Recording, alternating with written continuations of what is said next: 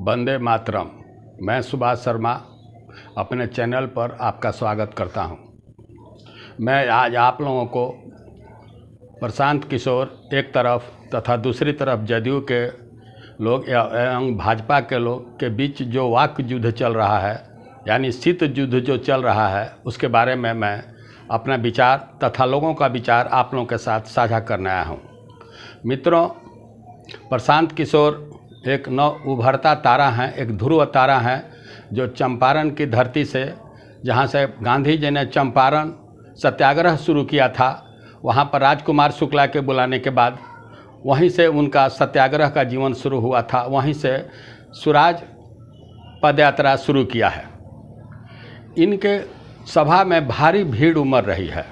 सभा के दूसरे दिन थारू समाज के द्वारा झपटा तथा चितवनिया नृत्य से इनका स्वागत किया गया। भारी मात्रा में थारू समाज के लोग तथा अन्य लोग जमा थे और सभी ने नृत्य, संगीत तथा अन्य स्वागत करने के तरीक़ों से इनका भव्य स्वागत किया गया था। चूँकि ये भोजपुरी भाषा से आते हैं और वहाँ की मातृभाषा भोजपुरी ही है, अतः इनके बयान भोजपुरी में जो दिया गया उससे वहाँ के मिट्टी में जुड़ गए तथा वहाँ के लोग भी इनसे संवाद करने का बहुत सरल और सहज तरीका अपनाया और बातें हुई। इनके बढ़ती लोकप्रियता से पटना में बैठे जदयू के नेता तथा भाजपा के नेता घबराए हुए हैं। इन लोगों को लग रहा था शुरू में कि प्रशांत किशोर अकेले पड़ गए हैं, मुख्यमंत्री से मीटिंग के बाद अपमानित हो गए हैं। उनको प्रस्ताव दिया गया था ज्वाइन करने के लिए, आए थे ज्वाइन करने के लिए जदयू में, उनको ज्वाइन करने की हरी झंडी नहीं मिली, इसलिए अब अकेले पड़ गए हैं। लेकिन प्रशांत किशोर की बातों तथा उनके व्यवहार से ऐसा लग रहा है कि इस आदमी में संघर्ष करने की क्षमता है और एक नया प्रयोग करने जा रहे हैं। मित्रों, इनके भारी भीड़ के कारण जहाँ जहाँ जा रहे हैं वहाँ पर भारी भीड़ हुई है। लोगों के द्वारा स्वागत किया जा रहा है। नौजवान भारी संख्या में जुड़ रहे हैं।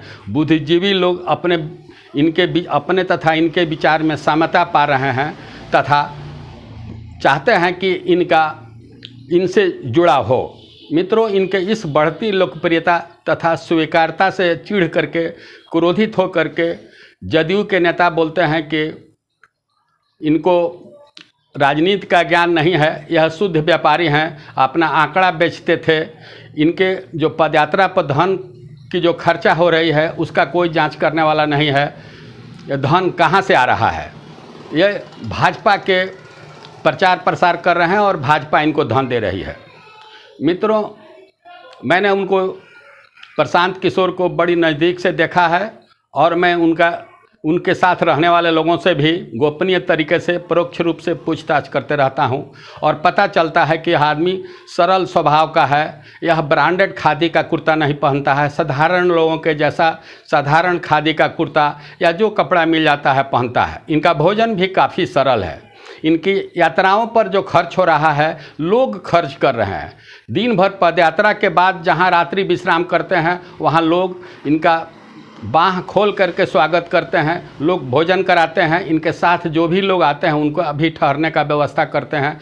इस तरह से इनके पदयात्रा पर इनका कोई खर्च नहीं है। मित्रों, दूसरी बात है कि जदयू के लोग या भाजपा का लोग इनके जो सभा में भीड़ जमा हो रही है उससे ये लोग अपने अस्तित्व पर खतरा समझ रहे हैं। राजद का तो अपना वोट बैंक है जो धीरे धीरे चलते रहता है, लेकिन जदयू तथा भाजपा का वोट बैंक जो है उस पर प्रशांत किशोर चोट कर रहे हैं। प्रशांत किशोर के ऊपर जब इन लोगों का कटाक्ष हुआ कि पैसा कहाँ से आ रहा है, तो प्रशांत किशोर ने भी अपना स्थिति स्पष्ट किया तथा कहा कि देश के जितने चीफ मिनिस्टर हैं इनको बुलाते थे, इनका खुशामद करते थे कि चुनाव लिए आइए, और इन्होंने करीब 6 चुनाव में 6 मुख्यमंत्रियों को अपने रणनीति के आधार पर इन्होंने चुनाव जिताया था।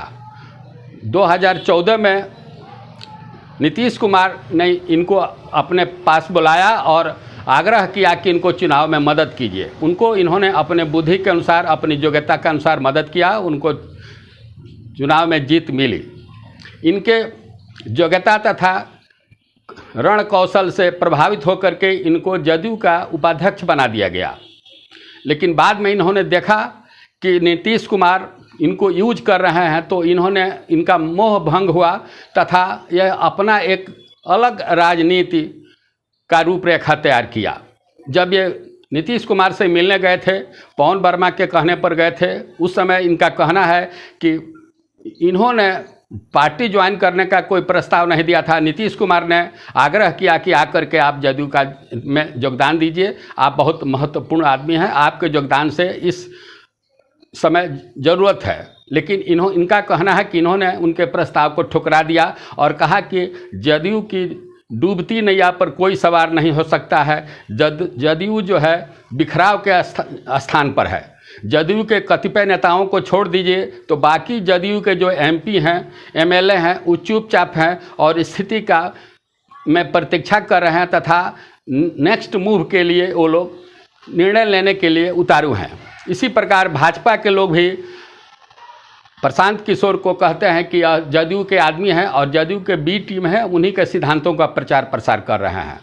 इन सभी बातों का प्रशांत किशोर ने खंडन किया है तथा इन लोगों के ऊपर पलटवार किया है और कहा है कि वे इन लोगों से योग्यता के मामले में किसी मामले में कम नहीं है और यहाँ के जो वर्तमान सरकार है उसको उखाड़ फेंकेंगे। मित्रों, प्रशांत किशोर का जो मंत्र है चुनाव जीतने का, वह देश देखा है, मुख्यमंत्री ने भी देखा है, अन्य मुख्यमंत्रियों ने भी देखा है। इसलिए इनकी योग्यता को कम करके आंकना मेरे समझ से मूर्खता ही कही जाएगी।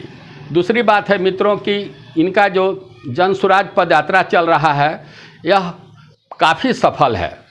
सभी लोग इनको हाथे हाथ ले रहा है और मैं समझता हूँ कि यदि इसी तरह से इनका रिस्पांस मिलता रहा, लोगों में इनका स्वागत होता रहा, स्वीकार्यता बढ़ती रही, तो आने वाले समय में अभी जितनी 2-3 पॉलिटिकल पार्टी जो बिहार में हैं और देश में पार्टी हैं, उनमें से सबसे महत्वपूर्ण, शक्तिशाली तथा सर्वव्यापी इनकी राजनीतिक पार्टी होगी।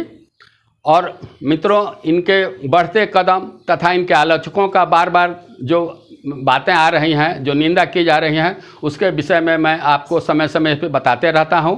आज बस इतना ही है। मैं इन्हीं शब्दों के साथ अपनी बात ख़त्म करता हूं। सबको धन्यवाद, सबको नमस्कार।